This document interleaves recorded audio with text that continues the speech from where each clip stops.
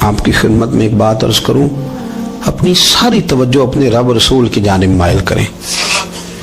جتنا آپ دائیں بائیں دیکھیں گے نا، اتنا گاڑی کے ٹکرانے کا خطرہ بڑھ جائے گا، وسوسے زیادہ آئیں گے، الجھ جائیں گے۔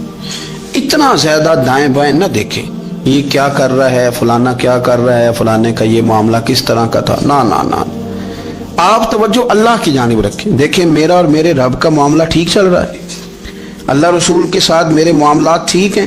یہاں تو آپ کسی کی اصلاح کریں گے، دعوت دیں گے یا دعا کریں گے، تنقید کی تو ویسے دین میں اجازت نہیں ہے۔ آپ نے یہاں کسی کی اصلاح کرنی اور وہ درد کے ساتھ کرنی، اور یہاں کسی کے لیے دعا کرنی ہے کہ یا اللہ اس بندے پہ رحم فرمائے، سے بدل دے۔ تنقید کی اور طنز کی تو اجازت، اپنا معاملہ رب کریم کے ساتھ، ہماری سوچیں کس طرح کی ہیں، ہمارے اندر ماحول کس طرح کا ہے، وہ چونکہ دلوں کے حال جانتا ہے، اور نبی پاک صلی اللہ علیہ وسلم نے فرمایا نہ تمہاری جیبیں دیکھتا ہے نہ تمہارے چہرے دیکھتا ہے، وہ تو جب دیکھتا ہے تمہارا دل دیکھتا ہے۔ اس کی کیفیت کیا ہے؟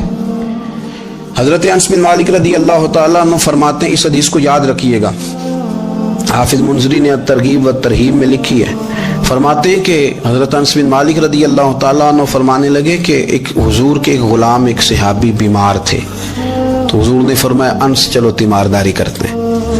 کہتے ہیں حضور کے ساتھ گئے، نبی پاک صلی اللہ علیہ وسلم پہنچے، جب ہم نے اس شخص کو دیکھا تو حضرت انس کہتے ہیں ہم پریشان ہو گئے، چونکہ ہم نے اسے بڑا صحت مند دیکھا تھا، وہ کمزور ہو گیا، وجود پر بہت سارا گوشت دیکھا تھا، اب ہم دیکھ رہے ہیں کہ وہ ہڈیاں ہی ہڈیاں رہ گئی ہیں، چہرہ بڑا بارونق تھا، اب کمزوری ہو گئی۔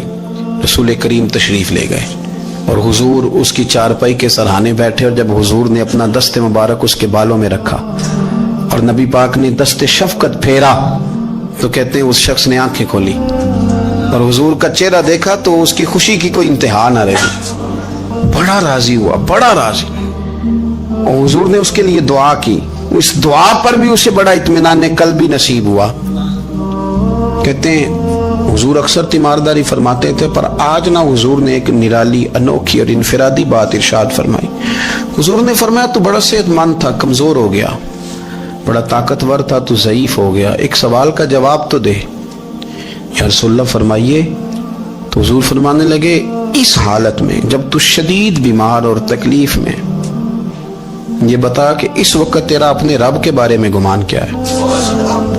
حضرت انس کہتے ہیں پہلے حضور بیماروں سے یہ سوال نہیں پوچھتے تھے، آج پوچھا، کیونکہ صحت میں لوگوں کی زبان پہ شکر ہوتا ہے اور بیماری میں شکوے ہوتے ہیں، معاذ اللہ۔ اس وقت اللہ کے بارے میں یہ سوچ حضور نے ہمیں دی ہے، تم نے ہر وقت یہ ذہن بنانا ہے کہ یہاں رب کریم کے بارے میں کیا تصورات پل رہے ہیں، آوازیں کیا اٹھ رہی ہیں، اس وقت تیرا اللہ کے بارے میں گمان کیا ہے؟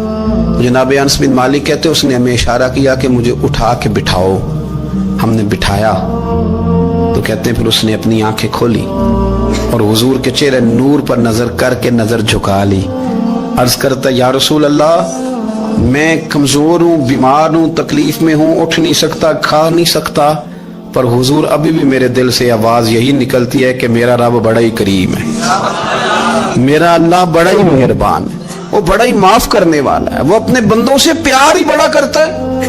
آپ میری بات کو سمجھیں، کیفیت کیا ہے اور الفاظ کیا ہیں۔ حضور وہ مجھ سے بڑی محبت کرتا ہے، بڑے پیار والا ہے۔ یہ لفظ کہتے کہتے آواز بھرا گئی، آنسو نکل آئے، پھر اس نے تکلیف زیادہ محسوس کی تو وہ لیٹ گیا، اور پھر اس نے حضور کے چہرے نور پہ نظر ڈالی، کلمہ پڑھا، روح ہی پرواز کر گئی۔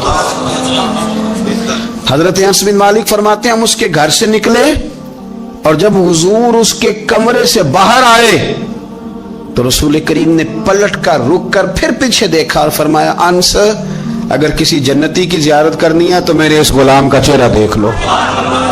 اس لیے کہ جن لوگوں کے نظریات رب کریم کے بارے میں اس طرح کے ہوں، پھر ان کے خاتمے خیر کے ہوتے ہیں، پھر اللہ ان کے لیے جنت کے فیصلے فرماتا ہے۔ اپنے افکار میں، نظریات میں، سوچوں میں کوئی ضروری نہیں ہے کہ ہم لوگوں کو دو لفظ کہہ کے مطمئن کر لیں تو ہم خود ضمیر کے قیدی بن کے زندگی گزار دیں، یہ معاملہ ٹھیک نہیں، یہ صحیح نہیں چلتا۔